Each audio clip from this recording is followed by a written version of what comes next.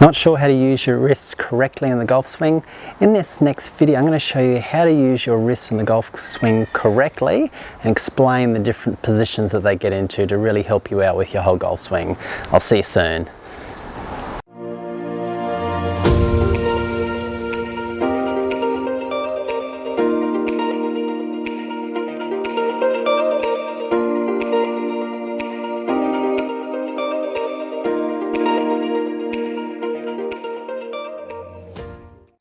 Hey, it's Troy from Hitting It Solid here.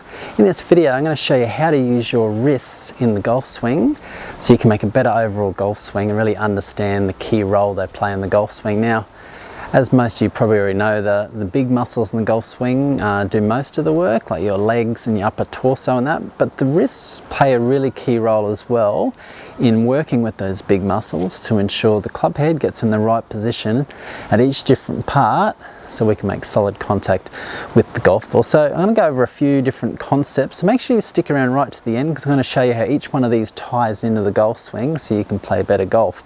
So we're going to be talking about flexing of the wrists, or hinging I should say, is going up and down like so. I'm going to be talking about cupping. So if I had a flat wrist like this is cupping. Bowing is the opposite, turning it in like that, and each one of them plays a key role in the golf swing. And like all things, we don't want too much of each one of those or else we're going to have problems in our golf swing. So let's talk about hinging. So ideally you want to be hinging in your golf swing. If I'm holding a club out like straight, hinging up and down like that plays a really critical role, in particular in our backswing. So if I'm set up here, when I make my takeaway, I want a little bit of hinge. If I don't hinge in my takeaway, it's likely the club's just going to get pulled inside. So a little bit of hinging. Again, and this is the key position here, you want to hinge up like that to make our backswing as we're turning our shoulders. And that's where hinging plays a really key role, especially in that backswing. Now, like a lot of things, we don't want to maintain that hinge the whole swing because that'll cause a lot of problems, and in particular the downswing. So if I've hinged pretty good there at the top of my backswing, if I maintain that hinge for the whole downswing, quite often I'll come down too steep and I'll have to flip at the golf ball at the end to hit it solid, and you'll see this a lot clearer from face on. If I've got a good hinge there, if I keep that hinge in an effort to hold lag, at some stage I've got to get rid of it and hit the ball, and if I do that, I'm going to have to do some sort of flip. And as you can probably see there, the face is wide open and you're going to hit a lot of inconsistent shots. So the hinge is good to a point, but you've got to know how much of it you actually need. So it's a key part of the swing as well. Now the other part is cupping, and as I said, that's when the wrist just goes out slightly like that. So cupping is really important. Normally it's set up, I'll show you that first. You have a tiny bit of cupping that's set up there. You won't usually be set up in a bowed position like that unless you're hitting some sort of knockdown or punch shot. You'll usually have a tiny bit of cupping. Now from down the line, as I make my takeaway, you normally want a tiny bit of cupping. That helps keep the club head slightly outside the hands or in level. So we want a little bit of cupping, a little bit of wrist hinge. Now as we get to the top, it's okay to have a tiny bit of cupping at the top, but ideally somewhere around a neutral flat sort of position there is good. But as we start our downswing, we don't want to maintain that cupping, because if we did, we'd look something like this. You can see the club head gets pulled down really steep and we end up in a lot of trouble from there. So the cupping is great sort of for the first half of the swing, but as we make that downswing, we want to reduce that cupping and get a much flatter lead wrist. And the last one is bowing, and that's another key part of the golf swing, made very popular these days by guys like Jon Rahm, Dustin Johnson.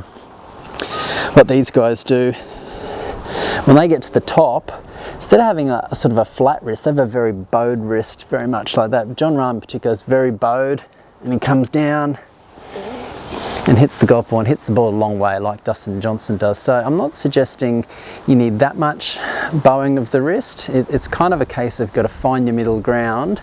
But the bowing is really key, in particular in the downswing, because if you don't have any sort of bowing in the downswing, it's likely you'll come down too steep as I showed you in the cupping example, if I come down with the cupped lead wrist, the club will naturally cut across the ball like that. Whereas if I can get to the top, a little bit of bowing, you see as soon as I bow that lead wrist, watch what happens to the club. Flattens out, shallows, and we rotate, and we can make a good golf swing from there. So bowing plays a really key role, in particular in that downswing. If we can get that little bit of bowing as we come down, we can get into that great impact position where we get forward shaft lean and that flat lead wrist at impact, which is absolutely critical. So I'll take you through a full swing now. It's important to understand there's no ideal or perfect position of the wrists. There's a lot of good positions we can try to aim for, but everyone's golf swing is different. So it's important to understand you can't really copy what someone else is doing. These guys like John Rahm, Dustin Johnson, they're just two examples that have a very bowed wrist. A lot of other golfers have a very flat wrist at the top or even slightly cupped. You've got to try and find that middle ground, but obviously you don't want too much of one or the other. That's probably where you'll run into a lot of issues there. So what I like to try and do is, as I make my takeaway, I want a little bit of cupping there, a little bit of hinge up, make my backswing up. I like to get my left wrist relatively flat. A tiny bit of cupping is okay, but the key position for me is on that downswing to get that lead wrist to bow like that, so it shallows out the club head, and I can get into that good impact position. So you've really got to practice this and look at your golf swing on video and try to find that middle ground with your wrists on what sort of positions they get into, because you don't want to become too fixated with swing positions, because that'll destroy your whole golf game. But sort of practice trying to find a middle ground with your wrists, and you'll find yourself in a much better position to make consistent contact with the golf ball. So don't do too much of either hinging, cupping or bowing. Find that middle ground. If anything, in particular that downswing, try to get a little bit of bowing. I think that's a really key position. As I get to the top, if I can bow that lead wrist,